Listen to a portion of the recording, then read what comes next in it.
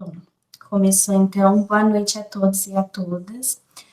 Eu sou a Stephanie, militante do Fórum Popular da Natureza, Núcleo Baixada Santista, e esse é o nosso terceiro encontro com o tema Disputas do Discurso Ambiental, que faz parte do nosso ciclo formativo Natureza, Saúde e Território, que está sendo realizado pelo Fórum Popular da Natureza, Núcleo Baixada Santista, pelo Centro Acadêmico Semiramis Domene, do curso de Nutrição da Unifesp, e pelo Núcleo de Estudos, Pesquisa e Extensão em Saúde Socioambiental, também da Unifesp. Hoje a gente pretende ter um encontro um pouco mais curto, em decorrência do nosso encontro anterior, que foi bastante longo, né? Até para que todo mundo consiga absorver as informações de uma maneira mais calma. Então, eu vou contar um pouquinho de como vai ser hoje. A gente vai ter a nossa abertura com a Cintia Nelly, a Natália Cristine e o Enzo. Depois a gente vai ter os nossos convidados que vão fazer as falas, que são o José Roberto Cabreira e o Roberto Tonobon. E depois a gente vai abrir esse espaço para que as pessoas tragam suas falas e tragam suas questões para dividir isso com a gente e a gente poder bater um papo. A gente pede que vocês aproveitem esse espaço, que tragam mesmo coisas para contribuir com a discussão da forma como vocês querem. E, bom, a gente vai fazer alguns lembretes antes da gente começar. Eu vou pedir para quem está participando do ciclo, que quer ter mais informações sobre o Fórum Popular da Natureza, do Núcleo Baixada Santista, para entrar no grupo de WhatsApp, que as meninas vão mandar no chat para quem ainda não tem o link. Para que vocês procurem também a organização em caso de algum problema, tanto ao entrar na sala, quanto recebimento de e-mails, ou qualquer dúvida que vocês tenham. E a gente tem mandado e-mails todas as semanas, então a gente pede para que vocês olhem o spam ou a caixa de promoção do Gmail, porque alguns e-mails estão indo parar nesses lugares e as pessoas acabam não conseguindo vê-los. E sobre a mediação do tempo de fala de hoje, a gente pede que os convidados olhem o chat, porque as meninas da organização vão estar avisando sobre o tempo de fala. Então, agora para a abertura, eu vou chamar a Cintia Nelly, que é uma produtora cultural, moradora da Vila dos Pescadores, participa do movimento contra as cavas subaquáticas, integra o Comitê de Combate ao Racismo do CRES São Paulo e é conselheira do Compir Cubatão. Eu vou chamar também a Natália Cristine, que é uma empreendedora, artesã e produtora audiovisual, e o Enzo, que é skatista, produtor cultural e estudante, para participar dessa nossa abertura. Então, eu passo a fala para eles. Obrigada.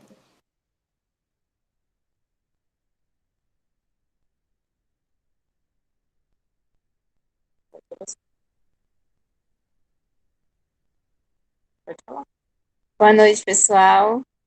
Eu sou a Natália.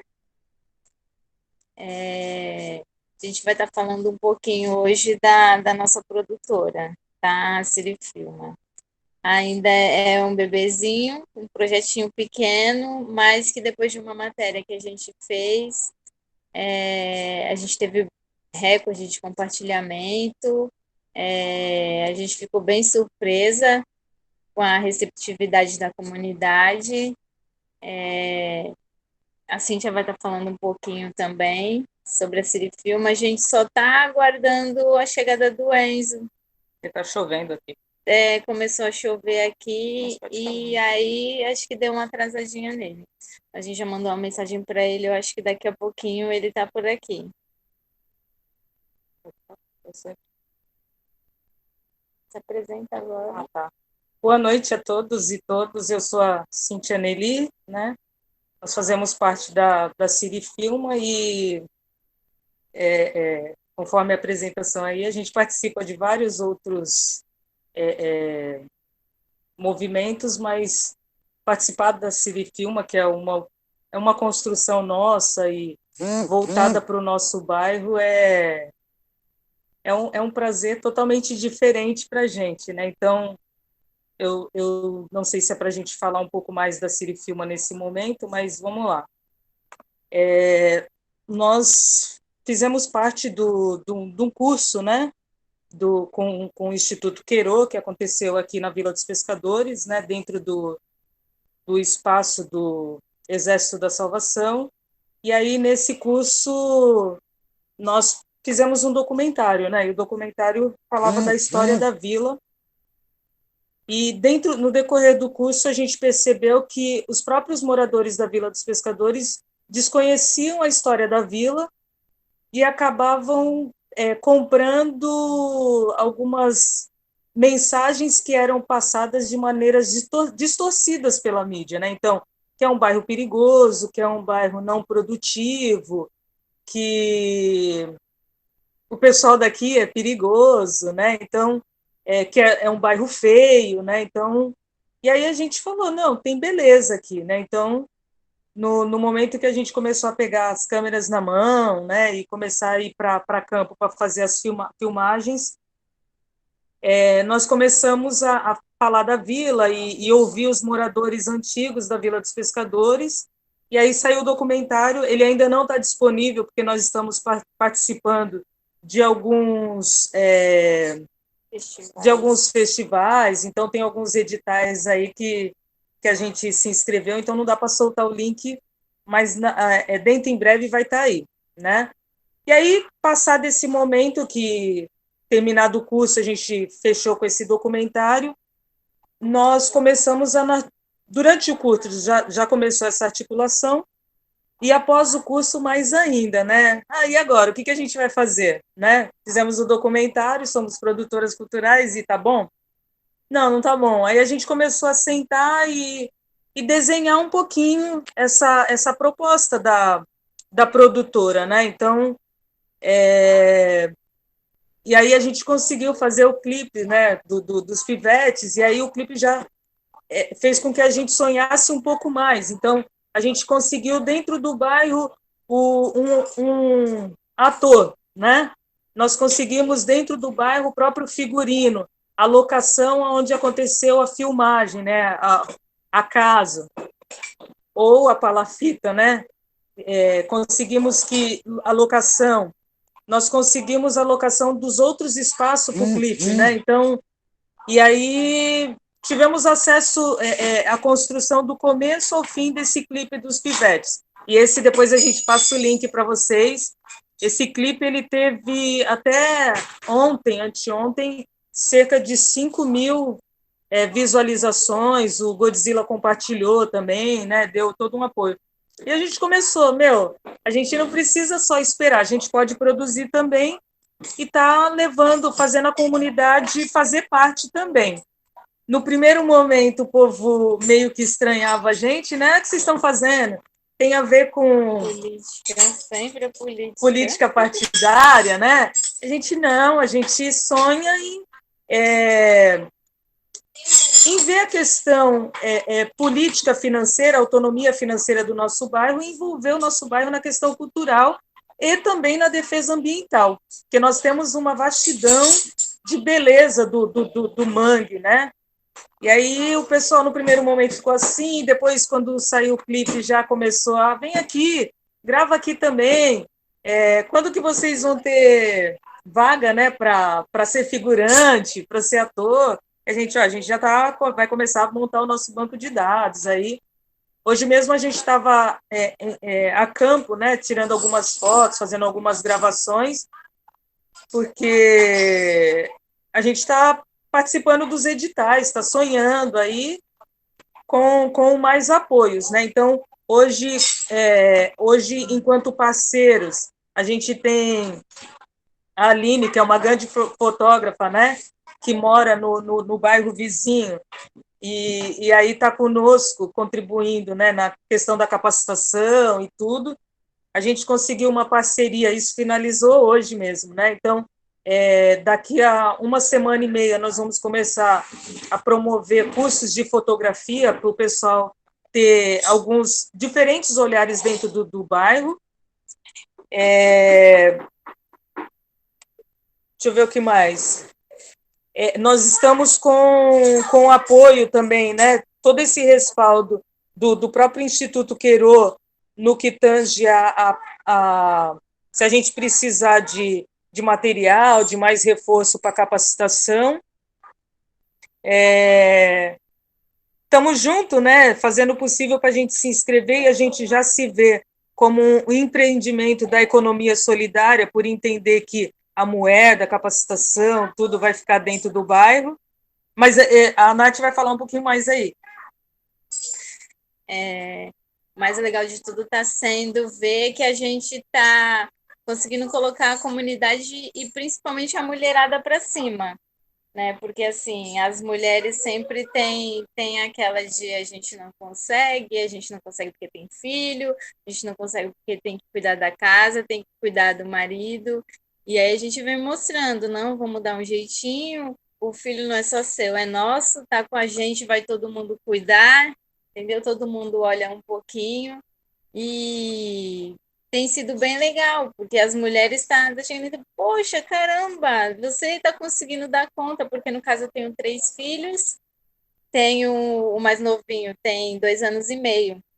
Então, assim, tem uma certa dificuldade, mas a gente fazendo tudo direitinho tem dado certo. E aí o pessoal está se surpreendendo até com essa questão, né? Ah, você trabalha, você consegue dar conta das crianças e ainda você está arranjando tempo para estar nesse trabalho. E o trabalho está legal, porque o pessoal vê a gente na rua fotografando e tudo. E aí o que está sendo bem legal é isso, esse impulsionamento que a gente está dando na mulherada. A mulherada tem aceitado muito bem e tem se espelhado também. Ah, tem uma vaguinha lá para mim, arruma lá uma vaguinha para mim, então. Está sendo uma das coisas que está sendo bem legal. Assim, algo bem particular nosso, né? Porque esse envolvimento na questão audiovisual, na questão dessa parte da cultura mesmo, a gente nunca tinha sonhado. E a gente começou a ver que a gente só começa a sonhar se a gente tem acesso ao que existe. E aí o Instituto Queiro acabou promovendo esse conhecimento para nós. A gente até brinca, né? A gente costumava assistir filme e terminou o filme, a gente já levantava e acabou, né? E aí, de repente, através do Instituto Queiro, não que nós não... a gente não valoriza quem está conosco, né? Mas a gente aprendeu a valorizar cada passo ali. Quem locou uma casa, quem desfez o cenário onde foi feita a gravação, quem fez o possível para proteger o cameraman, né? A garantia de um áudio legal, a conversa com onde vai ser feita a gravação externa para que não passa carro, né? A conversa com alguns setores, né? Se precisar do SAMU, se precisar do pessoal que regula o trânsito. A gente começou a valorizar um todo. Então, hoje a gente assiste filme e espera até o último crédito, né? Até a última letrinha subir, porque a gente sabe o quanto é importante tanto a questão do patrocínio em si, quanto a questão de quem ajudou a dar o nome, os figurantes, a questão do cameraman, a questão do eletricista, do pintor, do costureiro, né? Então, a gente começou a valorizar um pouco mais. Então, foi legal quando passou o nosso documentário e o clipe também, que ninguém saiu da sala, todo mundo ali esperando. Uma que é para ver o nome, aí quem não estava com o nome porque não participou, mas para ver, minha sobrinha, olha, meu primo está aqui, né? Então, essa questão de se identificar, de se ver no outro também, e a gente começou a sonhar e querer crescer mais e mais ainda, né? Outra coisa bem legal também está sendo a visibilidade que está dando para os comércios locais, né? Que o pessoal vê o clipe, vê o documentário e aí comenta, poxa, eu não sabia que tinha isso lá, eu não sabia que tinha aquilo, né? Mulher pescadora? A gente mesmo se surpreendeu, apesar da gente morar aqui há bastante tempo, a gente não sabia que ainda tinha tanta mulher na pesca. Aliás, a gente não sabia nem que tinha mulher. E aí a gente foi puxando, né, na história, a gente se surpreendeu com bastante coisa, surpreendemos o público, surpreendemos a própria comunidade. Que a gente acho que o mais legal é que a gente está conseguindo fazer todo mundo olhar com outros olhos, né? Assim, onde não via beleza, agora até o próprio pessoal que morava aqui está vendo, poxa, eu nunca tinha Tá reparado torcendo. no pôr do sol ali na beira-mar e agora vocês tiraram uma foto, eu vi o quanto é bonito, os barquinhos, né? A própria comunidade está aprendendo a dar valor para as coisinhas pequenas que a gente tem do cotidiano, no dia a dia, que passa desapercebido. E só para deixar registrado que essas nossas idas a campo, a gente tem tomado todo o cuidado na questão do distanciamento, o uso da máscara, né? Que a gente está com máscara da nossa produtora, né? Então a gente anda com álcool em gel, tudo direitinho. A gente não está ficando por conta da pandemia mais que 2 horas na rua para coletar dados. Só que algumas emissoras, alguns movimentos pediram materiais para a gente esses dias, assim que saiu a matéria, né? E aí a gente teve que ir a campo para buscar mais material, mas tomando todo esse cuidado. E, para nossa surpresa, a recepção da comunidade foi muito... A gente não esperava. A gente não esperava. Por mais que a gente além tá do aqui, que a gente esperava. por mais que a gente está aqui, é um suador muito grande, né, de estar falando com vocês. E na comunidade também, a gente não esperava. Então, o pessoal via matéria, que legal. Olha, tem tal local ali que dá para gravar. Se precisar utilizar meu barraco, está à disposição. Então, a gente começou a sonhar legal, né? Então, a gente também conseguiu uma parceria de uma colega nossa, é família, mas é colega também, amiga, né? A Érica, que é técnica em meio ambiente, então já vai começar a mostrar para a gente um olhar mais cauteloso, né, com relação ao meio ambiente, né? Então, a gente começou a ver mais beleza e a oportunidade de crescer e fazer com que o pessoal da nossa comunidade cresça junto, né? Porque não adianta, é o que a gente fala, não adianta a gente crescer e olhar e não ver ninguém junto, né? Então a gente quer estar crescendo junto, assim. Então tem uma molecada que está pedindo para a gente e mandando som, ó, faz a gravação aí para nós, né? Faz a gravação aí para nós do nosso clipe direitinho. E aí a gente vai tentar, tá fazendo sem problema. Então a gente começou a sonhar muito, muito, muito, né? E o pessoal, assim que viu a matéria, quer parar do nosso lado, quer tirar foto. Hoje a gente em campo, né?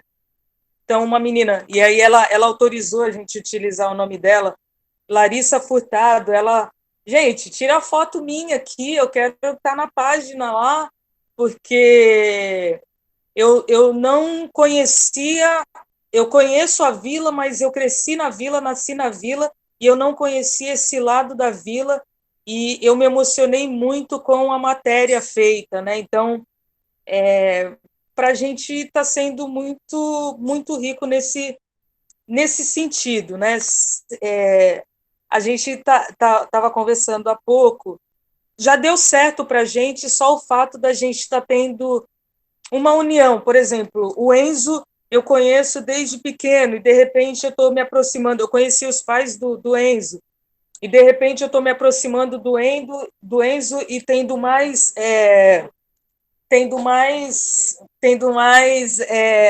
apoio da própria família do Enzo, né? Então, a minha vizinha, a Nath, né? A gente é vizinha mesmo de Madeirite colado.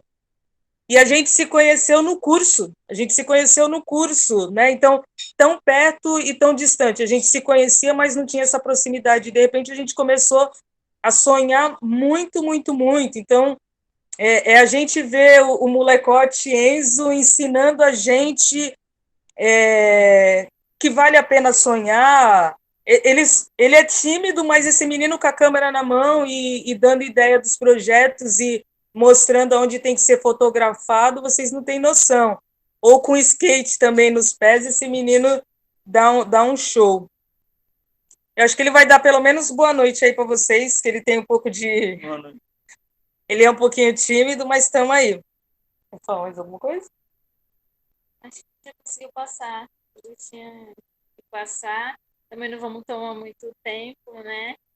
Mas acho que deu para passar, assim, se eles tiverem mais alguém tiver mais alguma pergunta, A gente vai a gente responder, né? está aqui para responder.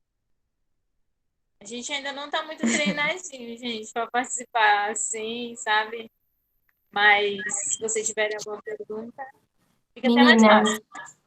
a gente queria perguntar se a gente pode abrir um espaço para pergunta para vocês depois das falas dos outros convidados, porque o José, ele tem um limite de tempo, porque ele tem um outro compromisso, então a gente teria que ir para falar deles, mas a gente quer muito ouvir mais de vocês, a gente está, assim, em êxtase com a participação de vocês aqui no nosso encontro, e a gente queria saber se vocês podem ficar até o final com a gente, para a gente poder abrir esse espaço de conversa com vocês.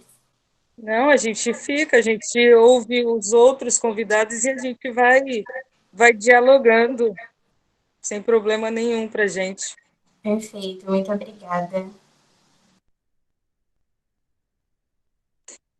É que agora, no momento, eu acho que a gente não tem muito mais para falar. A gente ouve os outros e tá bom? Ou vocês querem que a gente fale mais alguma coisa? Não, tá ótimo. Aí a gente pode É, retomar isso depois e conforme as pessoas forem perguntando para vocês também, aí vocês se sentem mais à vontade para responder. Vou abrir minha beleza, câmera aqui. obrigada. Bom, então agora a gente vai para a fala dos nossos convidados. Eu vou falar um pouquinho mais para vocês do nosso convidado José. O nome é José Roberto Cabreira, né, inteiro. Ele é professor, pesquisador e diretor do Sindicato dos Professores de Campinas e região e militante do Fórum Popular da Natureza. Então, eu vou pedir para que ele possa abrir a câmera e falar com a gente um pouquinho.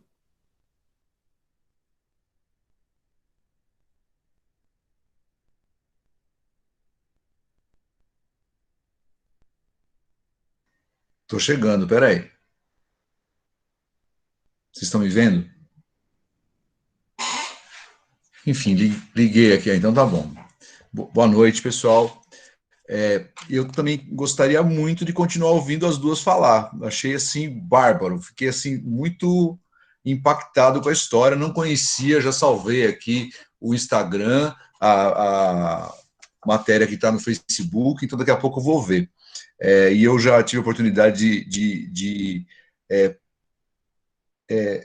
remar aí nesse lugar aí, quando eu era mais jovem, enfim, né? Mas depois, essa é outra história. Então, assim, primeiro eu queria agradecer muito a oportunidade de estar aqui com vocês, compartilhando esse espaço. Assim, para mim é muito legal estar aqui, podendo falar um pouquinho sobre a experiência da gente no Fórum Popular da Natureza. Então, acho que essa é uma coisa que o Roberto, que está aqui também, vai falar, e ele vai apresentar algumas questões que a gente acabou construindo juntos, mas eu queria colocar, assim, um pouco o que nos levou a isso. Eu acho que essa é uma questão fundamental, e tentar ligar isso com a fala, né, que foi colocada aqui há pouco, que foi uma fala muito, como eu falei agora há pouco, emocionante mesmo, né, de ser muito impactante, gostei demais. Mas é um pouco assim, eu sou professor e sindicalista. E qual que é a grande questão, assim, para mim, que me motiva a estar participando dessa questão do Fórum Popular da Natureza? É porque todo mundo sabe que nós chegamos no limite, né? A situação é grave, nós vivemos num planeta doente. Em certa medida, até a própria pandemia é um pouco sintoma disso, né? O nosso modelo de sociedade, de produção de coisas, a relação que a gente desenvolveu, não a gente em especial, eu e nós aqui, né, mas que a sociedade desenvolveu com a natureza,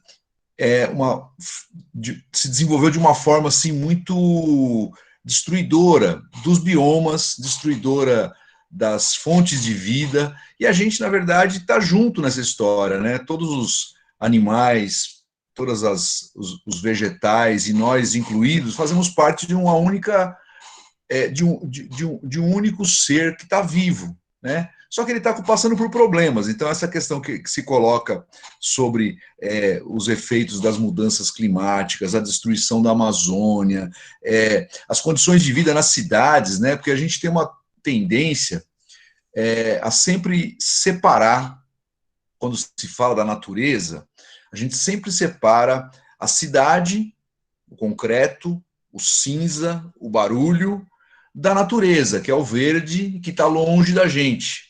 E, na verdade, onde nós moramos, nas cidades, é uma natureza transformada, né? Não tem nada que esteja ao nosso redor que não seja da natureza, né? É uma parede, é o prédio que a gente mora, é a rua asfaltada. Só que esse modelo, ele chegou num limite que hoje coloca em risco a própria sobrevivência nossa.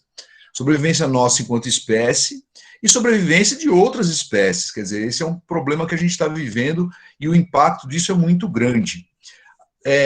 Historicamente, né, eu sou formado em História, então eu tenho tendência sempre a olhar para essa perspectiva do longo prazo, né? A gente teve, com a Revolução Industrial, a utilização dos combustíveis fósseis em grande quantidade. Então, se a gente pegar a Revolução Industrial e finalzinho do século XVIII, quer dizer, a gente está falando assim de pouco mais aí de 3 séculos, 2 séculos e meio e tal, e nesse período, mais da metade das reservas de combustíveis fósseis já foi queimada. Quer dizer, isso criou um ambiente muito nocivo. Por quê? Porque o dióxido de carbono, que é resultado da queima, tanto do carvão como do petróleo, ele está na atmosfera. E hoje, o que acaba acontecendo, que tem um impacto muito grande na nossa vida, é que o calor que vem pelo Sol, ele não consegue voltar para o espaço, ele fica retido por conta dessa camada invisível que nos cerca. Aliás, ela nem é tão invisível, porque se a gente olhar com detalhe, a gente consegue visualizar a quantidade de fumaça que está ao nosso redor. E isso precisa mudar, de alguma maneira isso precisa, isso chegou num limite. Ou a gente muda, ou a gente desaparece enquanto espécie. Como nós somos teimosos, então a gente resolveu lutar para interromper esse processo. E é um processo que acaba, de alguma maneira, impactando a vida de muita gente em muitas dimensões. Então, há um ano atrás, mais ou menos, um grupo de movimentos sociais, então, o MST, movimento de moradia em São Paulo, luta por moradia popular, gente de movimentos, movimento de juventude, movimento negro, indígenas, quilombolas, sindicalistas. A gente começou a se reunir para debater o que a gente poderia fazer, né, para exatamente tentar dar criar uma alternativa a isso. Criar uma alternativa a isso. E aí, dessa ideia surgiu, dessa articulação, surgiu a ideia de se criar o Fórum Popular da Natureza, cujo objetivo não era fazer um encontro, o objetivo era possibilitar que pessoas de vários lugares pudessem conversar sobre como resolver os problemas. Muitas pessoas que moram nos seus territórios já estão fazendo isso, já estão assim arregaçando as mangas, e eu achei muito legal Natália, né? Não sei, acho que é isso que falou antes de mim, que falou sobre a mulherada, né? Quer dizer, as mulheres, elas têm um papel central nessa história, porque é o dia a dia, é a criatividade, é a força, é a capacidade de pensar em alternativas que a gente precisa, na verdade, colocar em ação, não só num bairro, mas em toda a sociedade. A gente precisa ter meios de fazer isso fluir para que a gente possa interromper esse processo de destruição em curso. É um primeiro grande problema global que enfrentamos, porque não é um problema de um único país, é um problema que ele tem um impacto diferente em cada lugar. Não sei se vocês tiveram a oportunidade de ver hoje, né, o recorde de temperatura em Bagdá. Bagdá ultrapassou os 52 graus Celsius. Meu, é inimaginável o que é isso. E ali, aquela cidade, aquela região, ali foi o berço da humanidade. Aquilo ali foi um grande pomar, um lugar verde, rico em natureza, tal, e hoje é um deserto. E isso está muito relacionado com o tipo de relação que a gente desenvolveu com a natureza. Então, nessa perspectiva, os problemas são globais e a gente tem que criar formas de enfrentar. Uma das formas de enfrentar, que eu acho que é muito legal e que vocês estão fazendo, é conversar sobre ele. né? É fazer formação, é tentar entender o que está acontecendo, quais as possibilidades, como que a gente cria alternativa, que é esse o mecanismo. E juntar o maior número de pessoas capazes de dialogar e pensar em alternativas.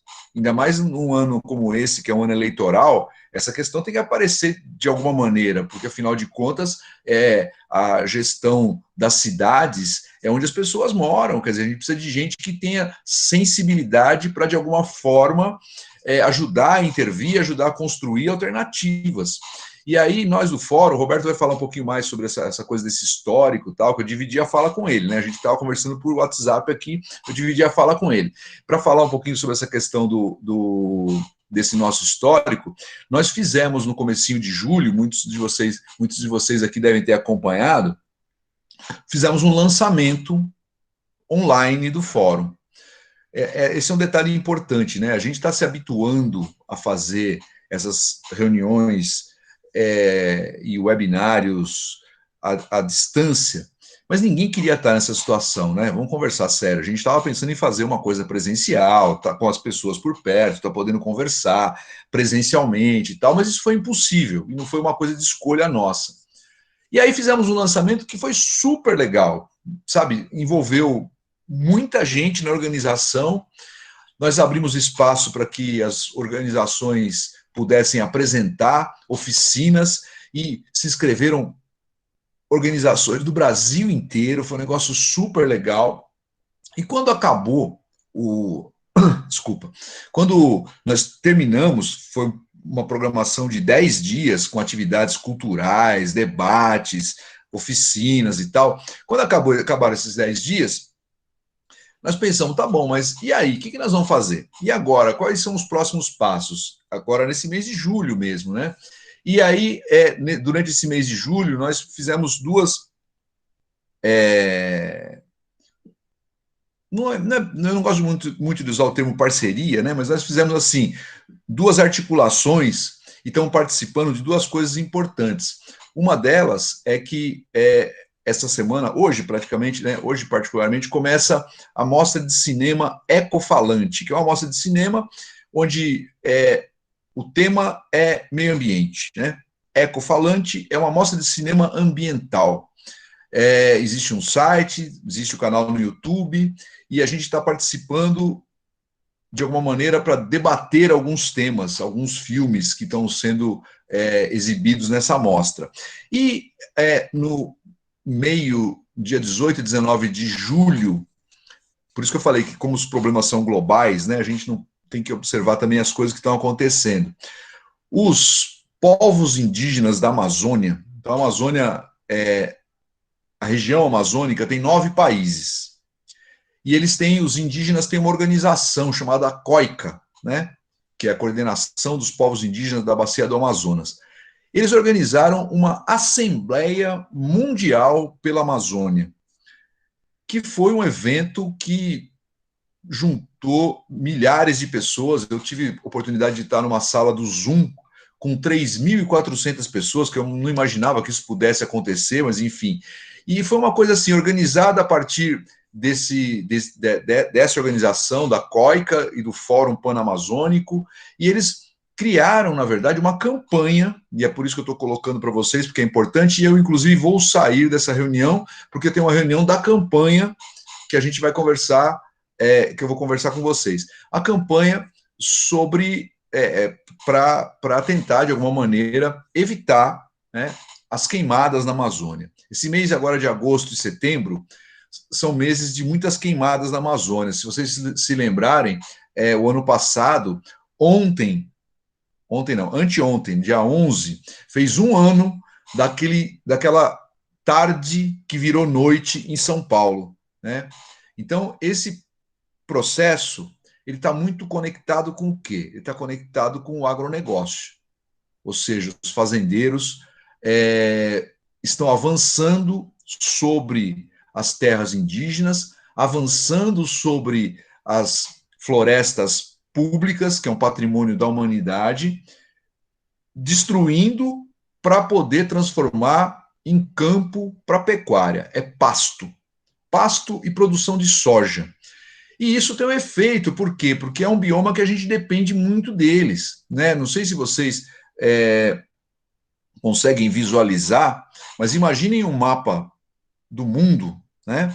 E aí você imagina o Trópico de Capricórnio, que passa bem aqui sobre São Paulo, Santos, Campinas, essa região aqui, né? O Trópico de Capricórnio. Se você passear pelo mundo no Trópico de Capricórnio, você vai ver que ele passa em cima de desertos.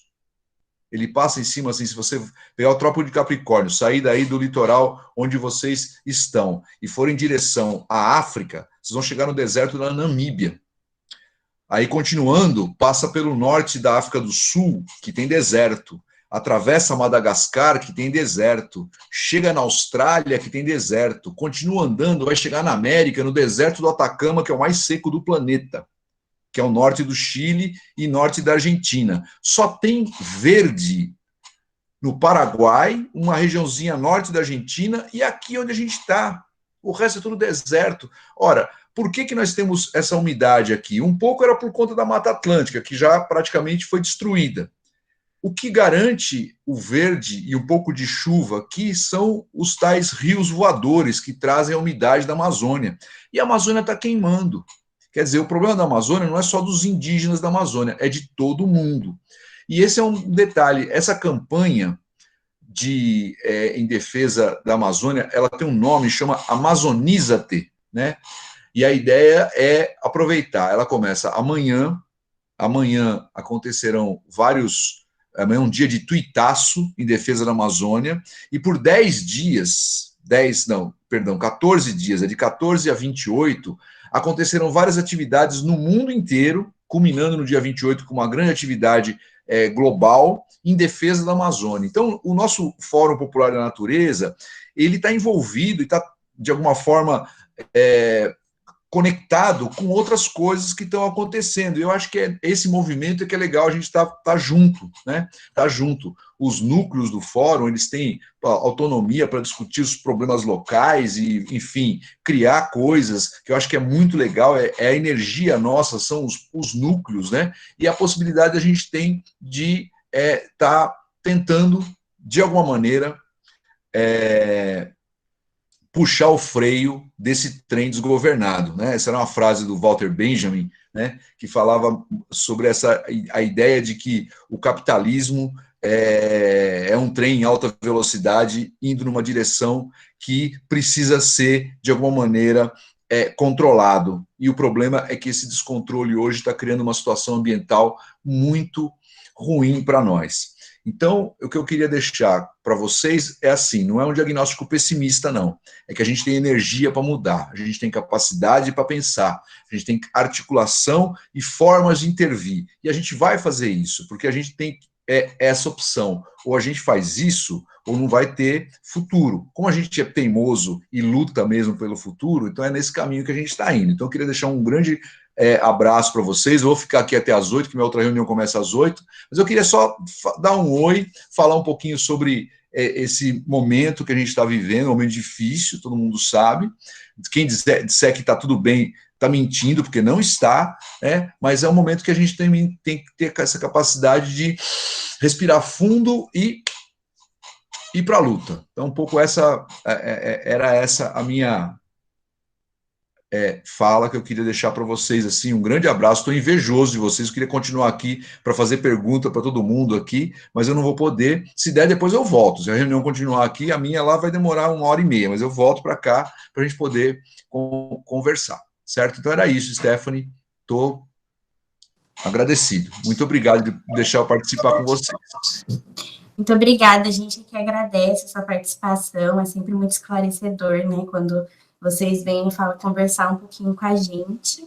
E agora a gente vai chamar o nosso outro convidado também, que é o Roberto Tonobon. Ele é ativista do Veganice, integrante da coordenação do setorial ecossocialista estadual do PSOL, em que atua na formação e desenvolvimento de projetos de solidariedade ativa durante a pandemia e integra também a coordenação do Fórum Popular da Natureza. Além disso, Ele também colabora na coordenação de um grupo de consumo formado entre o pessoal de Santo André e o MST, através do acampamento Irmã Abelha Alberta de Perus. Então, eu passo a palavra para o Roberto. Ok, boa noite a todas, boa noite a todos. Bom, em primeiro lugar, muito obrigado pelo convite, a gente fica sempre muito feliz de participar. Começar falando a respeito também das meninas do Filma. Eu também fiquei com o nome da Natália e não consigo me lembrar o nome da outra menina que falou, e eu gostaria de lembrar também. E já comecei a seguir lá no Instagram também, mas eu lembro só o nome da Natália, não lembro o nome da outra. Se alguém puder me dizer, por favor, que eu queria anotar. É a Cíntia Nelly. Cíntia. Legal. Obrigado. E depois tinha o Enzo, não é isso? Ok. Bom, Isso, o Enzo e a Natália. legal. Bom, parabéns, né, para elas pela iniciativa, acho isso fantástico. Vamos lá.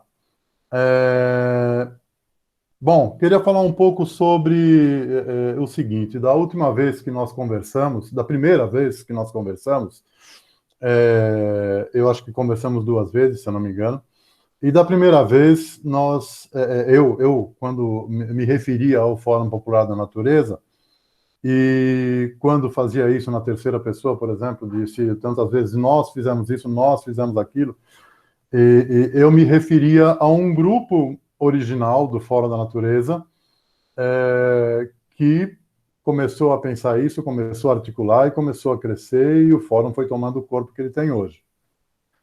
E é uma alegria enorme ver que esse nós hoje já não é mais aquele grupo, né? Não cabe mais. Esse nós já inclui esse grupo, inclui os outros grupos que se formaram e que estão trabalhando ativamente com formação, com pesquisa, planejando o que vão fazer.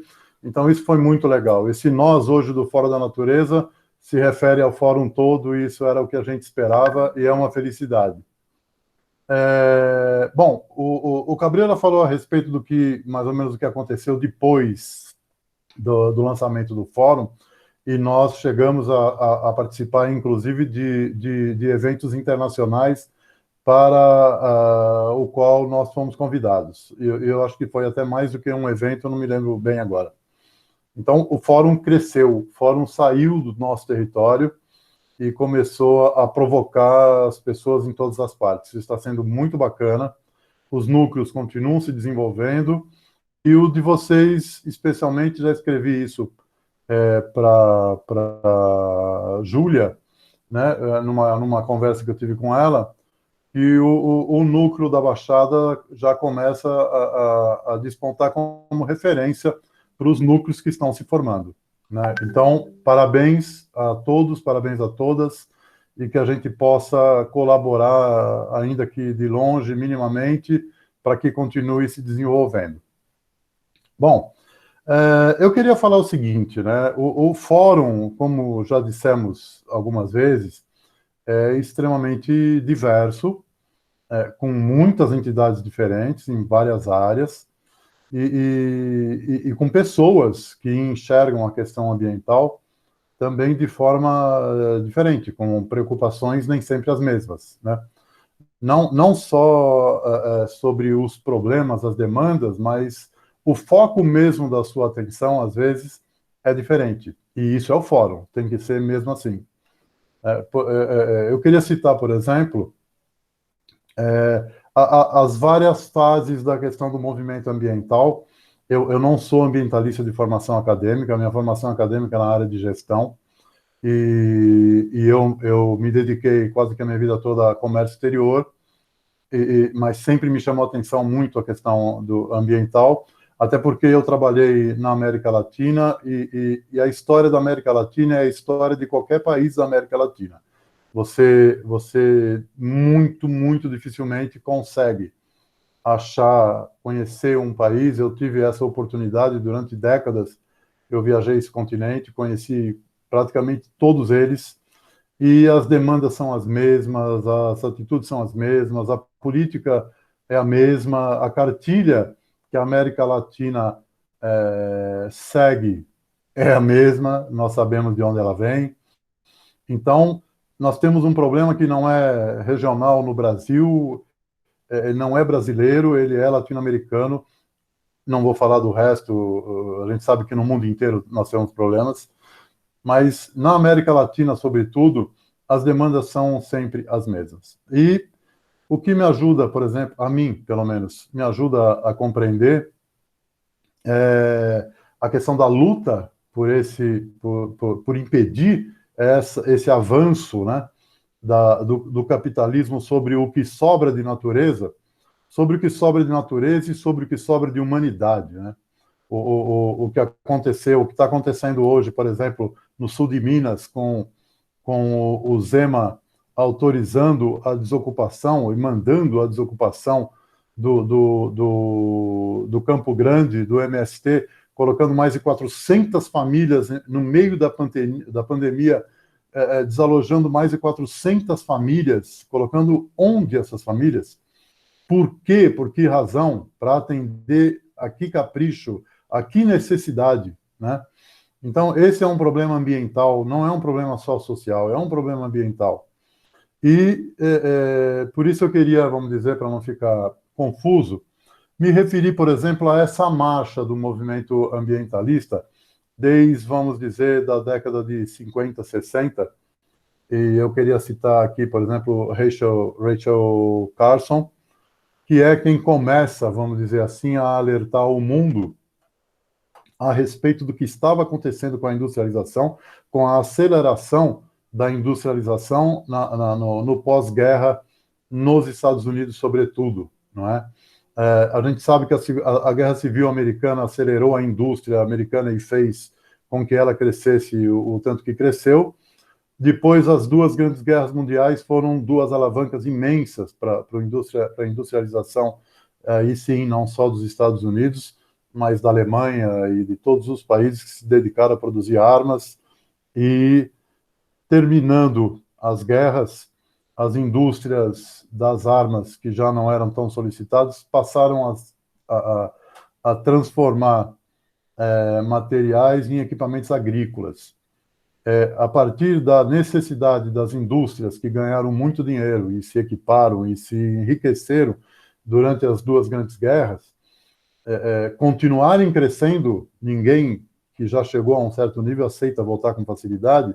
A partir desse momento, as indústrias da guerra passam a produzir produtos agrícolas inovadores, né, e cada vez mais automatizados, e isso gera um avanço sobre todas as terras jamais imaginado, né? A velocidade é muito grande. Rachel Carson, para quem conhece, para quem estuda isso, se tiver aqui e eu estiver falando alguma coisa errada, por favor, me corrija. Ela começa a alertar o mundo sobre as questões, as consequências da industrialização, citando principalmente a questão do DDT, que acaba sendo proibido o uso e produção nos Estados Unidos ainda em 1969. No Brasil, só vai ser proibido durante o governo Lula, em 2007.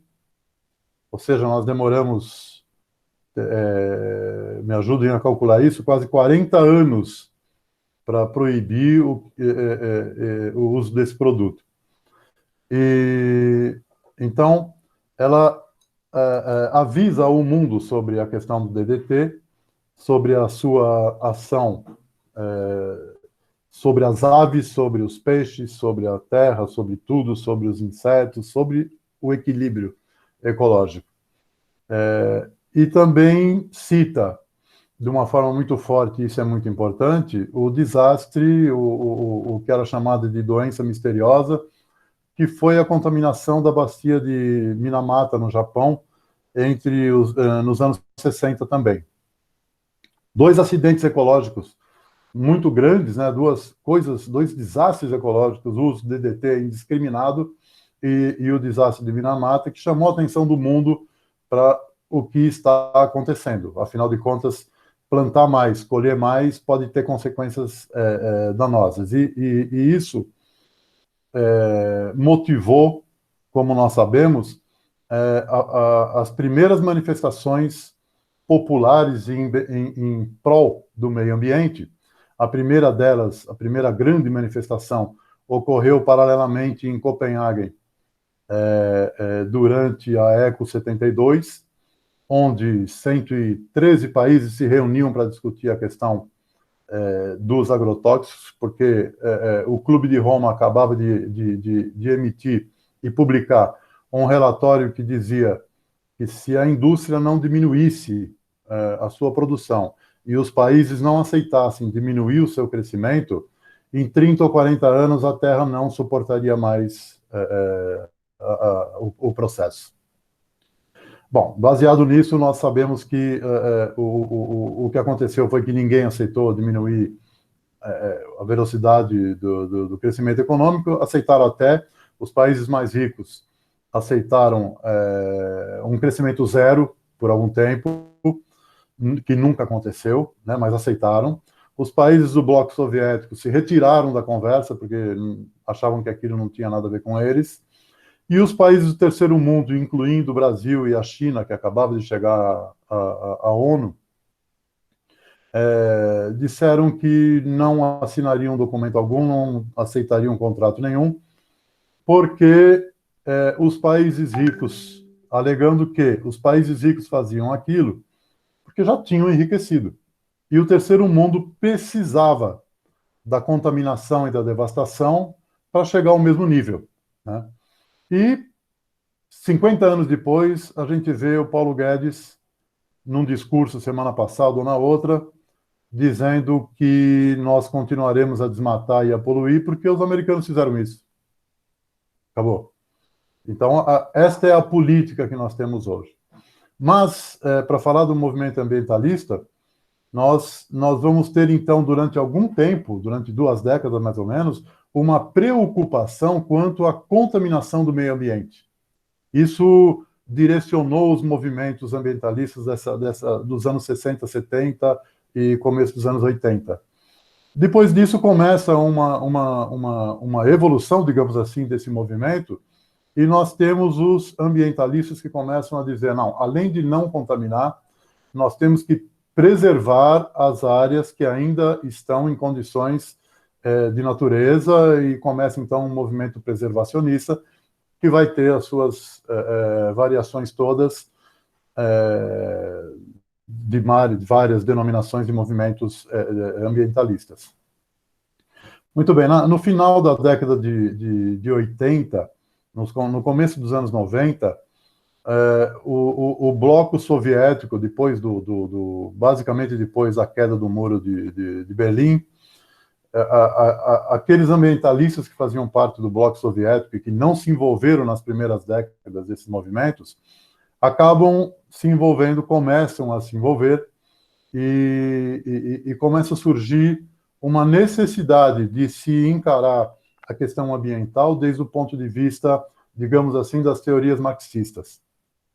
Nesse bojo dessa discussão, dessa coisa de que não se sabia se o movimento ambientalista tinha raízes nas doutrinas marxistas ou não tinha, alguns ambientalistas, alguns intelectuais puseram-se a estudar essas questões, e nós chegamos algum tempo mais, um pouco mais para frente, através do trabalho do James O'Connor, Bellamy Foster, Michel Levy, entre outros tantos, Coit, etc. Tem vários.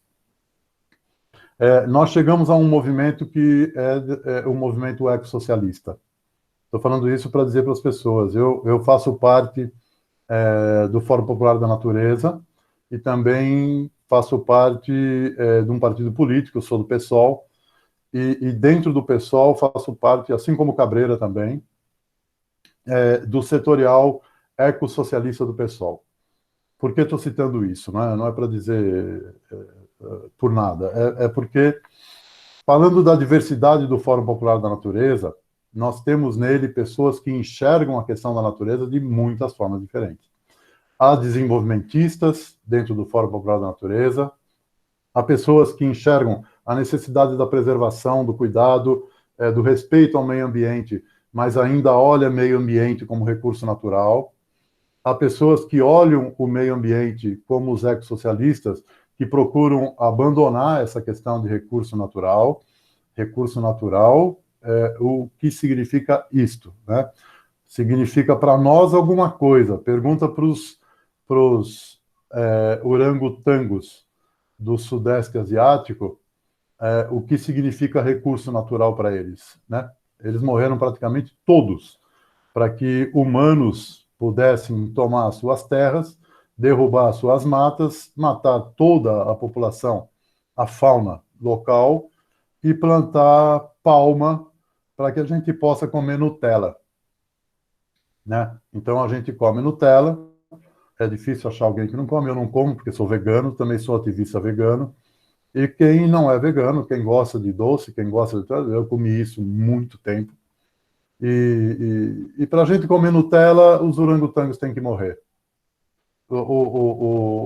Isso leva a um outro recorte ambientalista que eu gostaria de me referir nessa nossa conversa, apenas com a intenção de lançar, além de toda a busca que vocês já estão fazendo por formação, lançar também essa questão do ecossocialismo, independente de partido. Porque nós começamos a partir de uma estrutura ecossocialista a repensar não só a questão da agressão ambiental, mas do direito ao ambiente não só dos humanos, mas de todos os animais do planeta, humanos e não humanos. Nós começamos a pensar as questões sociais advindas do abuso e do descuido do meio ambiente. Nós procuramos pensar, por exemplo, na socialização dos espaços onde a natureza já foi degradada e ela precisa ser recuperada. Esses espaços podem ser recuperados assentando pessoas, eles podem ser recuperados promovendo bem-estar social, podemos recuperar de muitas formas, mas sempre pensando na socialização desses ambientes. Além da preservação daquilo que ainda não foi tocado, além do cuidado com aquilo que já foi degradado, da recuperação dos espaços degradados, nós também repensamos de uma maneira muito forte, muito a nossa preocupação se volta à questão do consumo, né? Estou tentando fazer uma ponte aqui entre o que o Cabreira disse e a questão ecossocialista. Ou seja, o capitalismo não vai parar de avançar porque nós vamos fazer mais uma manifestação na rua, porque vamos ocupar a Paulista, porque vamos criar vários grupos de Facebook, de Instagram. Não vai. O que vai conter o capitalismo é a nossa reeducação quanto ao consumo, quanto àquilo que consumimos, por que consumimos, se devemos consumir, se aquilo é feito prejudicando ou não o ambiente, se aquilo é feito escravizando ou não qualquer tipo de criatura, né? Eu aí já estou misturando, porque o veganismo é praticamente o último debate dentro do ecossocialismo e, portanto, do ambientalismo. Nós temos que pensar em tudo o que consumimos, em tudo o que usamos, o que é importante para nós e procurar saber como essas coisas são feitas, do que são feitas e através de quem e do que são feitas, né? Então, a gente chega assim a coisas que muitas pessoas, quando ouvem falar, dizem: meu, mas isso, pelo amor de Deus, vocês estão ficando loucos, isso é radical demais. Você come chocolate, mas não come Lindt, porque Lindt é uma delícia de chocolate, mas usa mão de obra escrava e também usa animais no transporte de matéria-prima. sim, nós não comemos Lindt, porque tem leite, porque usa mão de obra escrava e porque usa animais na produção. E várias outras coisas. Não como óleo de palma, porque destrói as florestas, é uma das coisas que mais avançam na questão da agricultura no mundo, mata os animais, e para quê? Não é? Então, é nesse ponto que nós pensamos hoje, nos organizamos mais do que denunciar e pensar nas questões da preservação ambiental, também nesse recorte do ecossocialismo e puxando para o veganismo. Se nós pudéssemos trazer para esse grupo, em algum momento, um debate como esse, eu gostaria muito de participar. Bom, para encerrar aqui, tá no finzinho a minha fala, eu falei que eu não ia precisar desse tempo, a gente sempre acaba falando mais do que devia, e eu queria chamar a atenção, porque a Stephanie, se eu não me engano, disse, nós aqui temos uma associação com o MST para consumo. Sim, nós organizamos aqui em Santo André, junto com o assentamento, o acampamento, que ainda não é assentamento, do MST em Perus, que é o Irmão Alberta, uma associação que mensalmente nós compramos os produtos que eles produzem, tiramos do processo de distribuição e de revenda e entregamos diretamente às pessoas. Isso não é novo, isso não é inédito, mas isso funciona há 1 ano e só cresce, né? Todos os meses aumenta o número de pessoas que encomendam suas coisas. Paralelamente, essa mesma associação que compra alimentos doa mensalmente dinheiro com o qual nós compramos alimentos dos assentamentos para entrega nas tribos do Jaraguá e nas terras indígenas de São Bernardo do Campo, Tenão-Dé Porã. Então é isso. A questão ambiental vai muito além da preservação e do cuidado, mas vai principalmente hoje, e em função do nível de destruição que nós estamos chegando, dessa beira de precipício onde não tem volta, pela questão do consumo e da consciência, enfim, do consumo com consciência. Não sei se eu pude contribuir com alguma coisa, mas agradeço muito pelo convite que vocês fizeram. Obrigado. Bom, a gente que agradece, Roberto, muito obrigado por dividir isso com a gente, né? Eu acho que na fala dos convidados fica muito claro o quanto é cada vez mais perceptível essa destruição planetária por parte do incentivo ao consumismo, do acúmulo desenfreado de capital e da exploração capitalista em cima dos nossos recursos e do trabalho também. E é curioso, porque ao mesmo tempo em que o capitalismo ele é um dos pilares da destruição planetária, ou pilar da destruição planetária que a gente está vivendo, ele também se apropria das causas ambientais para poder lucrar em cima delas, já que hoje em dia, né, elas estão cada vez mais no assunto. Então, é muito comum, hoje em dia, a gente ver grandes empresas e corporações falando sobre sustentabilidade, sobre meio ambiente, sobre ecologia, e construindo uma narrativa enganadora de uma produção sustentável que não existe, para poder conseguir atrair mais consumidores, né? Só que, afinal de contas, é possível ter uma vida sustentável no mundo em que a gente vive? Essa é uma grande pergunta, é uma pergunta que foi feita por o Ailton Krenak, que é um escritor, líder e porta-voz indígena que vive na região média do Rio Doce, em Minas Gerais, no sudeste do país. Então, eu trouxe também um trecho dessa entrevista com ele, em que ele responde essa pergunta. Eu vou ler aqui, e ele fala: nós somos uma população estimada em 8 bilhões de pessoas. Para dar comida e acessar a todos esses bens que o mercado proporciona, é impossível ter sustentabilidade. Para todo mundo consumir tudo, nós vamos devorar o planeta numa escala que já é medida. Quando eu fizer a minha conta, vou descobrir que deixei resíduos, lixo, que produzi coisas que não sou capaz de dar conta da sua destinação final. Se eu mexi com materiais que foram alterados e não tenho onde destinar ele depois, significa que eu estou criando resíduos, deixando lixo na terra e estou desequilibrando minha passagem por aqui. Nessa mesma entrevista, ele também cita que dentro do sistema em que a gente está inserido, vida sustentável é só uma vaidade pessoal.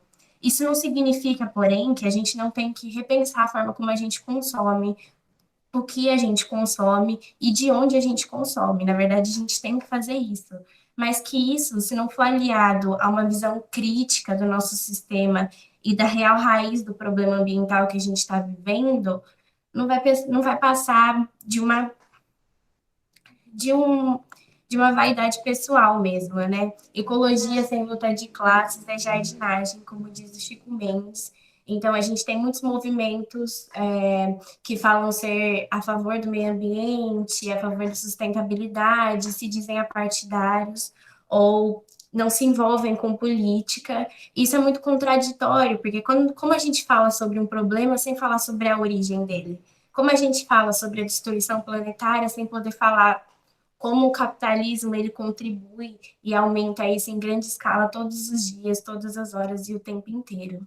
Então, a gente tem que tomar cuidado com alguns discursos, esses discursos que parecem ser a favor da natureza, mas eles escondem ali uma intenção financeira, uma intenção de lucratividade, de atrair pessoas com um discurso legal, com um discurso ecológico, mas na verdade a mesma empresa que produz uma embalagem biodegradável é uma empresa que financia o desmatamento das nossas florestas, ou então que é a base de trabalho escravo, análogo à escravidão.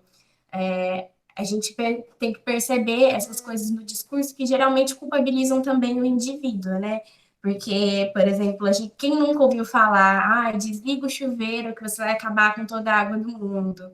E aí a gente pensa que a gente tem um agronegócio que desperdiça milhares de litros de água por dia e que é realmente o grande personagem na nossa crise hídrica. Então, a gente tem que tomar cuidado com esses discursos que individualizam a culpa, como se ela não fizesse parte de um sistema, como se ela não fosse resultado de tudo que a gente está vivendo dentro do sistema capitalista. E agora, então, eu vou chamar a Júlia, que também é militante do Fórum Popular da Natureza aqui do Núcleo da Baixada Santista, para poder fazer uma fala para a gente.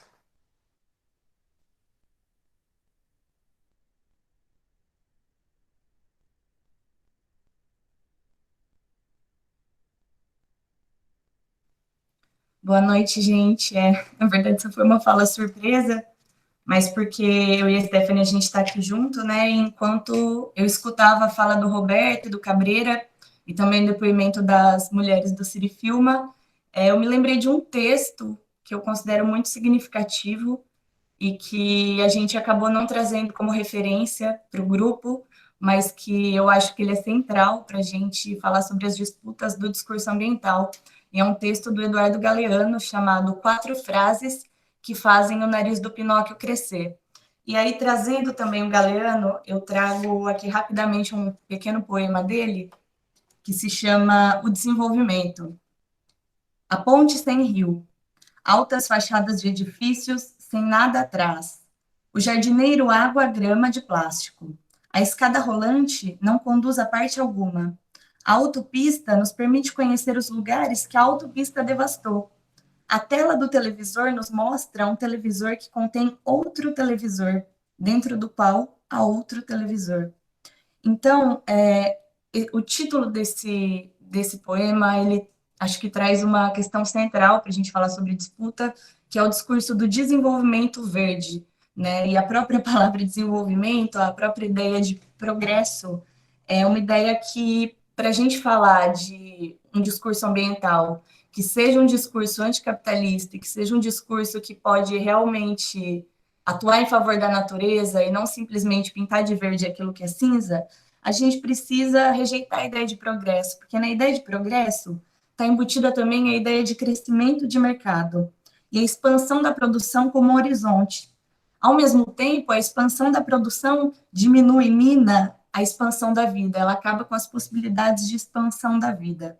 Então, o que se fez até agora em nome do progresso? A gente teve a Revolução Verde, que em nome do avanço tecnológico, com o discurso de que assim a gente plantaria mais comida e logo poderia alimentar mais gente de uma forma mais rápida, na verdade só gerou mais fome.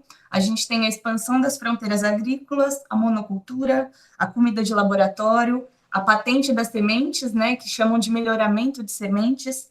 E eu trago uma citação, né, uma fala da Vandana Shiva, que é uma ativista ecológica indiana, e ela fala que a gente não sabe totalmente sobre os impactos da transgenia do ponto de vista da biologia humana e da fisiologia, mas que os impactos culturais e sociais e a destruição cultural que a gente tem a partir dessas sementes, elas são suficientes para que a gente possa falar que elas não são saudáveis, né? E, bom, nesse texto do Galeano, 4 frases que fazem o nariz do Pinóquio crescer. A primeira frase é: somos todos culpados pela ruína do planeta. A Stephanie tocou num ponto importante, que é esse discurso, por exemplo, do fecha a sua torneira, né? Que ele está muito propagado pela mídia. Como se diminuir a crise hídrica estivesse na mão dos indivíduos. E, na verdade, o que a gente tem é um modelo imposto de degradação ambiental, em que 20% da população, e eu diria que esse número é menor, porque esse número ele se refere aos países desenvolvidos, mas acho que ainda assim não faz um recorte muito preciso de classe. Mas, enfim, trazendo o dado desse texto, 20% da população é responsável por 80% das agressões à natureza. Então, o Galeano fala que os assassinos chamam a agressão à natureza de suicídio. Então, todos pagam as consequências que estão impostas pelas ações de poucos. Se todos consumissem como os países desenvolvidos, faltariam 10 planetas como o nosso. Então, o modelo de consumo do primeiro mundo e a apologia ao ingresso a esse modelo é, na verdade, uma apologia ao crime. É uma vida verde que, na verdade, é sustentada num mar de sangue dos países subdesenvolvidos. A segunda frase que o Galeano traz é verde aquilo que se pinta de verde. A gente já falou sobre isso, mas trazendo novamente, né, o discurso da carne do futuro, acho que é um bom exemplo sobre isso. Então, um veganismo de mercado que propõe que a gente diminua o consumo de carne, mas continue consumindo produtos que são fabricados, na verdade, por empresas que são da agropecuária, que são as grandes responsáveis pela degradação ambiental. A terceira frase que o Galeano traz é: entre o capital e o trabalho, a ecologia é neutra. E aí ele fala algo que a Stephanie trouxe também, que a ecologia neutra, que mais se parece com a jardinagem, torna-se cúmplice da injustiça do mundo, onde a comida sadia, a água limpa e o ar puro não são direitos de todos, mas sim privilégios dos poucos que podem pagar. Então não adianta que a gente possa preservar o mundo e ao mesmo tempo a gente está preservando esse mundo para quem? Quem tem direito de acesso a esse mundo sustentável? Trazendo o Chico Mendes, que segundo o nosso ministro do Meio Ambiente é insignificante, a militância ecológica não pode se divorciar da luta social. Então, o Chico Mendes lembrava a gente de que a Amazônia, já que ela foi citada, não será salva sem reforma agrária, e também não será salva sem a demarcação de terra, não será salva sem os quilombos. A catástrofe ecológica ela não pode ser entendida nem ser alterada nos limites de uma ecologia que seja surda ante o clamor social e cega ante o compromisso político. E a quarta frase que o Chico Mendes traz é: a natureza não está fora de nós. E essa frase ela vem como um lembrete para que a gente se lembre que a destruição humana ela não está parte da catástrofe ecológica, mas que ela é parte central desse processo, que degradar a vida humana é degradar o meio ambiente também, que a gente faz parte desse ecossistema. Então, que alienar, né, que desassociar a luta ambiental da luta de classes é uma ilusão, porque destruindo a nós mesmos, nós também estamos destruindo o planeta. Então, eu queria só, na verdade, trazer essa breve intervenção como complemento, que surgiu aqui enquanto a gente conversava nos bastidores do encontro, e agora, nesse momento, a gente abre para as perguntas e para as intervenções dos participantes. Muito obrigada a todos.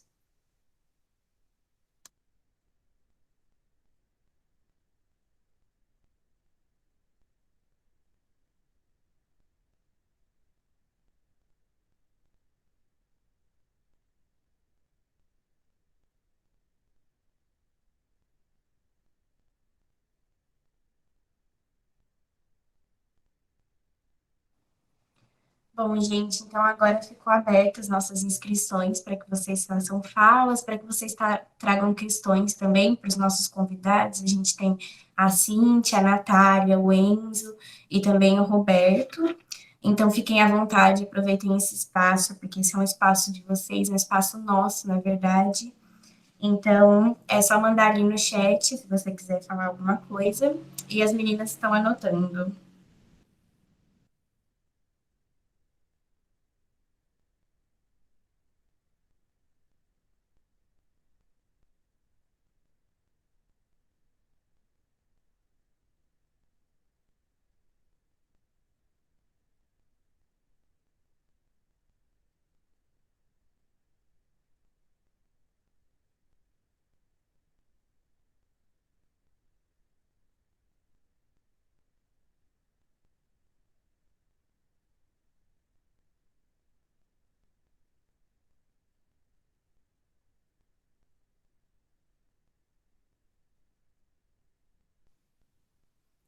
Bom, a gente recebeu algumas perguntas no chat, então eu vou ler elas e aí as pessoas que foram, para quem a pergunta foi dirigida, podem falar.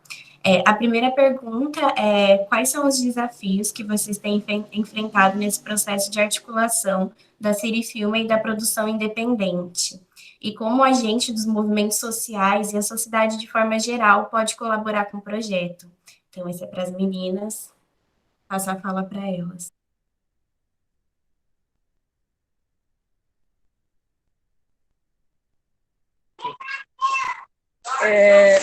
O grande desafio por ser uma produtora independente hoje está mais na questão da ausência de alguns equipamentos, né, que a gente não tem, a questão do financiamento. Mas então, por exemplo, o Enzo, os trocadinhos que ele tinha, ele comprou uma máquina, né?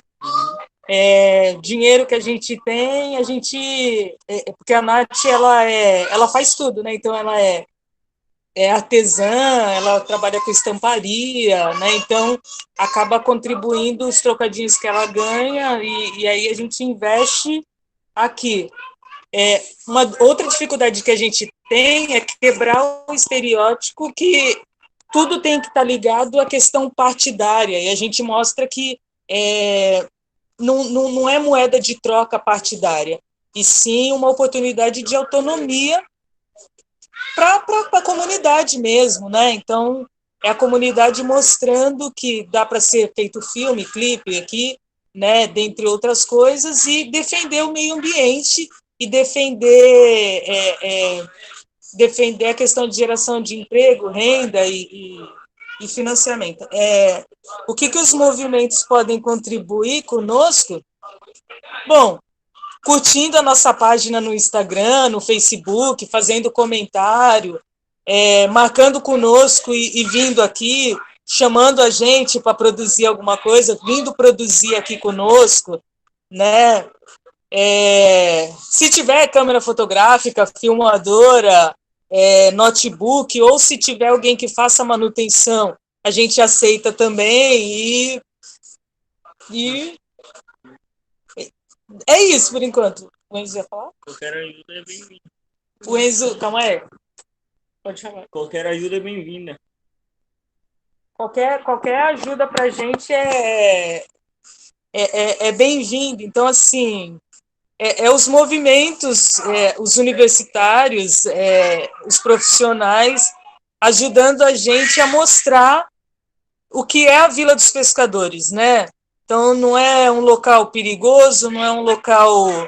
É um local que tem vários profissionais, vários sonhadores e um manguezal lindo e que a gente se alimenta e mora e animaizinhos lindos também, que fazia tempo que a gente não via, né? E aí, na gravação da matéria que saiu no domingo passado, assim, a gente não combinou nada e a gente conseguiu pegar um cenário bem bonito, com umas garças bem legal, uns pássaros bem legais, os peixes, cardume, passando pertinho da gente. Um cenário bem, bem legal, bem bonito mesmo para a gente mostrar. E que tem tudo a ver com a questão ambiental, né? Até a questão de lixo que os próprios pescadores jogavam na maré, agora eles já têm mais aquela noção. Acho que os movimentos, né, também contribuem bastante com isso. a gente poder estar trazendo essa educação ambiental para o pessoal que mora aqui, que ainda tem aquela porcentagem que joga o lixo na maré. A gente pode produzir um videozinho, alguma coisa assim, mostrando para eles, né, que está conseguindo recuperar o mangue, está ficando uma coisa bonita de se ver de novo.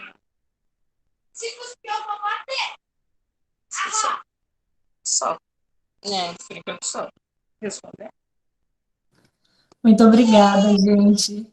A gente tem uma pergunta aqui para o Roberto também, da Daniele, que é militante do Fórum Popular da Natureza, aqui da Baixada Santista. E a Dani perguntou quais são as pautas que o Fórum Popular da Natureza tem engajado a nível nacional. Né, o Cabreira falou um pouquinho, mas ela gostaria de saber se existem outras pautas que estão em curso. Então, Roberto, passo a palavra para você. Legal. Bom, o fórum é formado hoje por mais ou menos 200 associações diferentes, né? E essas associações têm muitas frentes, né? Eu quero citar algumas, assim, para você ter uma ideia. Hoje, nesse momento, o fórum está muito ocupado com a questão da mineração, com a questão da Amazônia, tanto que citamos isso aqui, o Amazoniza-te é um movimento que o fórum está apoiando, está muito forte pela emergência, né? Porque isso é um absurdo que está acontecendo. Então, a questão da Amazônia e a questão da mineração, em função muito da luta dos nossos camaradas do Rio Grande do Sul com esse projeto que existe da mega mineração, de se instalar em muitas partes, né? Sobretudo no litoral norte do Rio Grande do Sul, em outras partes, projetos enormes de mineração. Esses são dois focos muito importantes, mas eu vou citar o que nós estamos hoje, que nós temos hoje atuando no fórum, né? Nós temos, por exemplo, a Associação Brasileira de Combate ao Lixo do Mar, está atuando, né? A BLM. Tem associações pequenas que são culturais, como a Associação Cultural do Morro do Querosene, né? Com a DOA aqui em São Paulo, fazendo um trabalho incrível. Nós temos o Comitê de Segurança Alimentar. Enfim, tem instituições que fazem parte do Fórum da Natureza em várias questões, né? Sobretudo água, obviamente, e mineração. Mas nós temos também os coletivos, né? Por exemplo, tem o Centro Popular de Mídias, tem o Centro de Estudos de Mídia Alternativa, né? Barão de Tararé, Coletivo Curupira, o Ecofalante, que nós dissemos que começa hoje com uma mostra de cinema sobre ecologia, né? E assim vai. Jornalistas livres, entre outras coisas. Tem também as frentes, que é o pessoal da academia, né? Núcleo de Arte Afro-Brasileira, nós temos o Fluxos da Unicamp, enfim, tem muitas coisas. E tem também os sindicatos e os partidos políticos, né? Nós temos, por exemplo, o Setorial Socialista do PSOL, que é estou respondo por isso que eu faço parte, né? Sou da coordenação do Setorial Socialista. É um coletivo que tem menos responsabilidade com o partido e mais com a sua causa, né? É algo dentro do partido.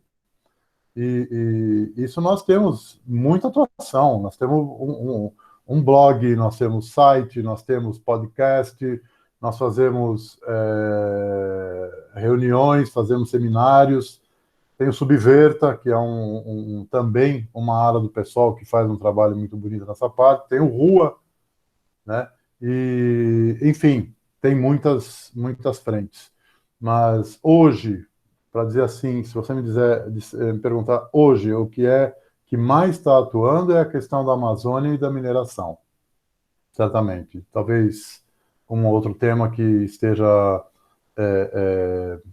também aí, mas esses dois ocupam muito espaço do fórum hoje. É isso. Muito obrigada, Roberto. Vou ler algumas coisas que surgiram aqui no chat. Bom, eu mesma falei, na verdade, sobre uma fala da Natália, né, que me chamou muita atenção, que é o filho não é só seu, é nosso, né? E a importância da gente trazer as crianças ao centro para que a gente possa trazer as mães também. A Aline falou aqui no chat, a Aline Luiza Silva, que o trabalho audiovisual é transformador, parabenizou o trabalho das meninas e que seria muito legal fazer parceria com instituições como o SESC, que em Bertioga eles apoiam muito esse tipo de projeto que vem da comunidade. A Gabriela falou que ficou muito tocada pelo trabalho de vocês e parabenizou também. E a Luciana lembrou que a Vila dos Pescadores é um bairro que toda casa comercializa alguma coisa, que é um povo trabalhador e que ela frequenta desde 2007.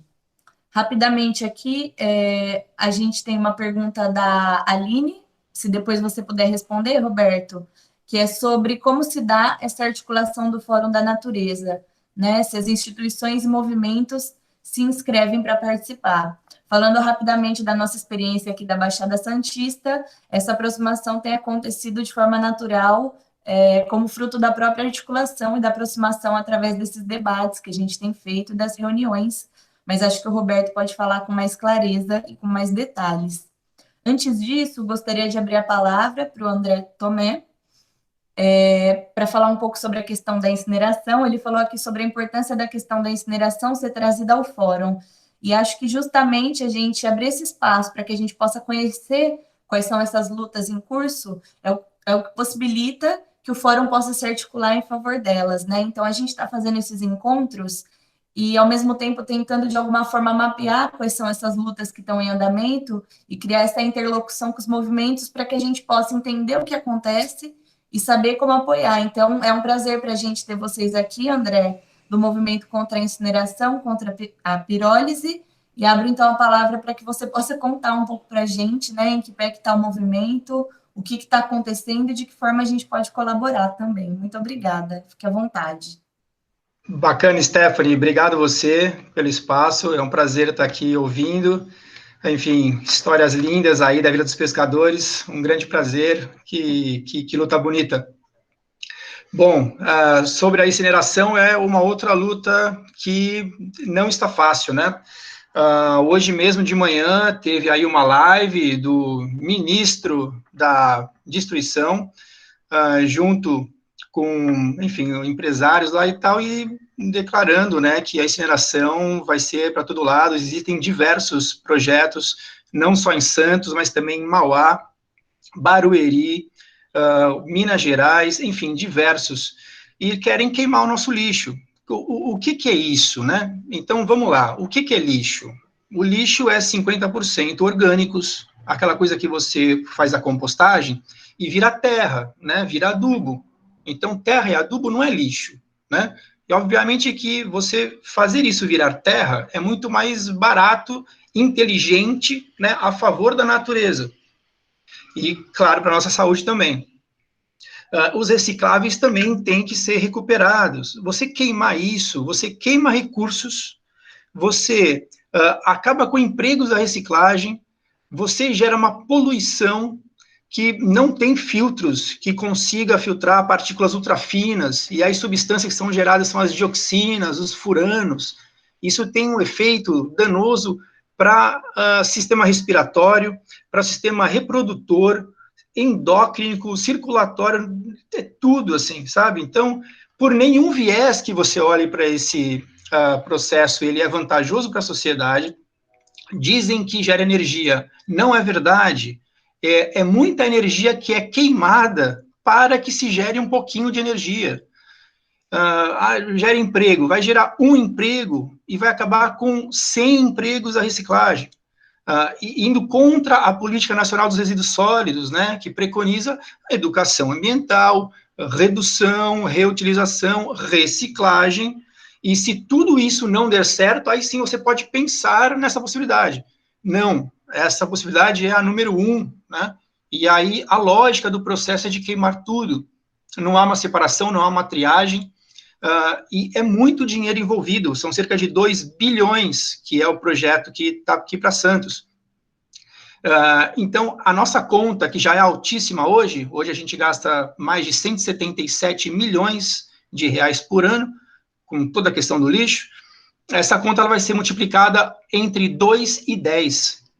Então, esses são todos os exemplos e experiências de lugares onde tem incineração, né? Tem agora um caso claro em Copenhague, pesquisem, incineração em Copenhague, tá lá, a cidade falida, com aquele negócio, aquele trambolho que não serve, mas aí tanto dinheiro foi colocado ali, que tem que ficar trazendo coisa, inventar lixo para queimar, sabe? Não tem nenhuma lógica. Eu tenho toda a esperança, né, na inteligência e no bom senso da sociedade santista e de outras cidades também, que a gente consiga uma clareza, né, dos problemas advindos aí dessa pseudo-solução, e que a gente consiga combater e não ter isso nas cidades, né, porque isso vai comprometer os próximos 30 anos. A gente vai andar para trás durante 30 anos. É isso, é uma sentença de morte por 30 anos isso. É o projeto. Enfim, pesquisem mais sobre isso. E por falar nisso, amanhã, justamente amanhã, o Santos Lixo Zero vai promover o Papo Verde sobre esse tema de incineração, né?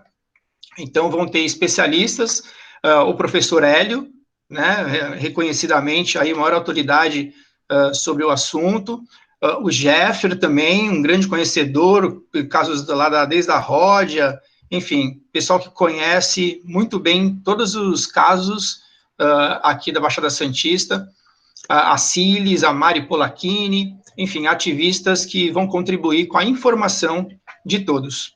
Era isso. Muito obrigado.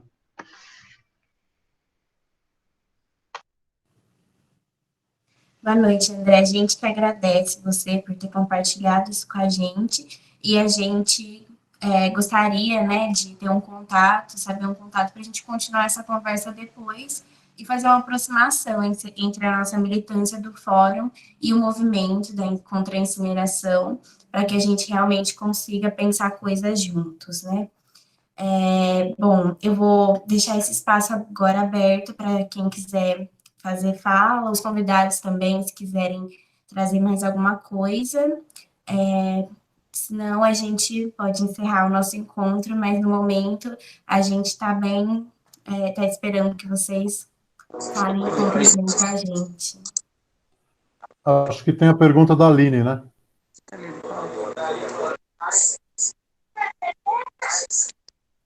Qual que é a pergunta da Aline? É verdade, tem a pergunta da Aline, eu vou ler aqui. Ela pergunta: como se dá essa articulação do Fórum da Natureza? As instituições e movimentos se inscrevem para participar? Então, aí acho que o Roberto pode falar um pouquinho disso para a gente. Roberto, passa a fala para você, fica à vontade. Tá, legal, obrigado. Vou bem rapidamente. Bom, Aline, é o seguinte, o Fórum começou num grupo central, obviamente, e depois de uma terceira plenária que nós fizemos, já era uma plenária grande, dali nós tiramos que o fórum seria estruturado a partir de núcleos, né? E para que ele fosse mesmo formado a partir de uma base, que são os núcleos. Esse processo ainda não está completo. Nós estamos nesse processo de formar os núcleos, e em algum momento já era para ter acontecido, mas nós ainda não conseguimos reunir esses grupos, esses núcleos todos para uma plenária. Nós teremos isso ainda este ano, uma plenária com todos os núcleos, e dessa plenária com os núcleos nós tiraremos de cada núcleo uma pessoa para representar este núcleo na coordenação nacional do fórum, que hoje é formada por um grupo e será outro a partir de então. As entidades que querem fazer parte do fórum, antes dos núcleos, nos procuravam, por e-mail, pelo Facebook, por alguém que havia recomendado ou conhecido por uma mensagem de WhatsApp. Alguém dizia: eu sou do movimento tal e eu gostaria de saber sobre o Fórum da Natureza. A partir daí, nós informávamos e as pessoas diziam: ok, eu quero fazer parte. Nós sempre pedimos para que nos mandassem informações a respeito, é óbvio. e depois logomarca, o nome, apresentar-se às pessoas, e então essas pessoas passam a fazer parte do Fórum da Natureza. Com os núcleos fica muito mais simples, né? Porque por território pode ser organizado isso. Não é preciso que alguém, um grupo, um coletivo qualquer, por exemplo, da Baixada, que queira fazer parte do fórum, procure a coordenação nacional do fórum. Ela pode procurar o fórum na Baixada Santista. E a partir daí fazer parte deste núcleo, e pronto. É assim que se estrutura o fórum por hoje, né? E é isso. Se vocês me permitem, gostaria só de comentar uma coisa dessa que o André falou a respeito de incineradores. Nós estamos aqui em Mauá com um problema muito sério, estamos lutando contra o incinerador, e ele pretendem instalá-lo, né? Nós pretendemos que não, mas eles pretendem instalá-lo na vizinhança de uma zona de amortecimento do Parque do Pedroso. Então, o Parque do Pedroso é uma reserva de Mata Atlântica importantíssima em Santo André. Santo André tem mais de 60% do seu território ocupado por Mata Atlântica. Você pega o mapa de Santo André, assim, é uma grande bota, e 60% desse território é ocupado por Mata Atlântica. Esse incinerador vai estar na vizinhança do Parque do Pedroso, uma reserva, na zona de amortecimento. Quer dizer, é uma agressão que não tem fim. O lixo, o resíduo reciclável de Santo André é recolhido no mesmo caminhão em que é recolhido o lixo orgânico. Aqueles caminhões de lixo que prensam o que eles recolhem. Então, começa daí um problema, né? Você põe a sua reciclagem na calçada, ele põe dentro do caminhão, amassa aquilo tudo, mistura vidro com plástico, com tudo que tinha dentro. Então, o que acontece? A consequência disso, 70% disso já não é reciclado. Já não serve para as cooperativas. As cooperativas aproveitam apenas 30% do resíduo reciclável.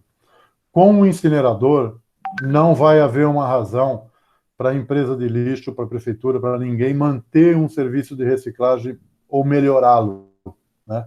Então, nós vamos ver, é isso mesmo. Nós vamos ver orgânicos e plástico queimando e acabando com a nossa reserva de Mata Atlântica.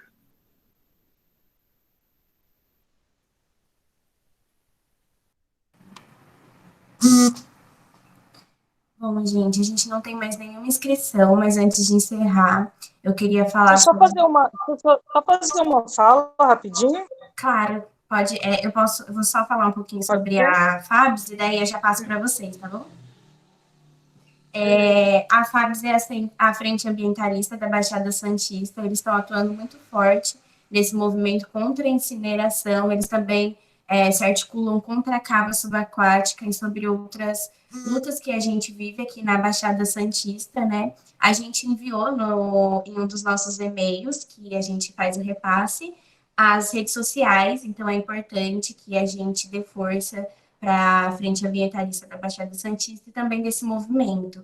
O André comentou que amanhã vai ter uma live, se eu não me engano, às 7 horas, sobre a incineração. Então, quem puder estar presente, eu acho que especialmente as pessoas que se importam bastante, estão envolvidas com a luta ambiental, participar para dar uma força, porque é realmente uma coisa que vai afetar a vida de todos nós que estamos aqui, e também o emprego dos catadores de lixo, que, assim, podem ficar sem nenhum tipo de renda e serão afetados drasticamente por isso.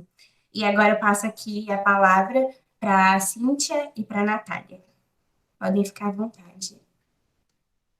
Pode ficar? Só um instantinho. Eu vou só dar uma lidinha aqui, e é rapidinho, né? Tranquilo.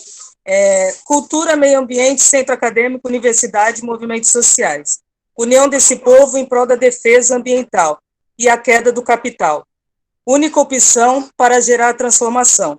Sonhamos algo que outrora era desconhecido, porém agora nos tem pertencido.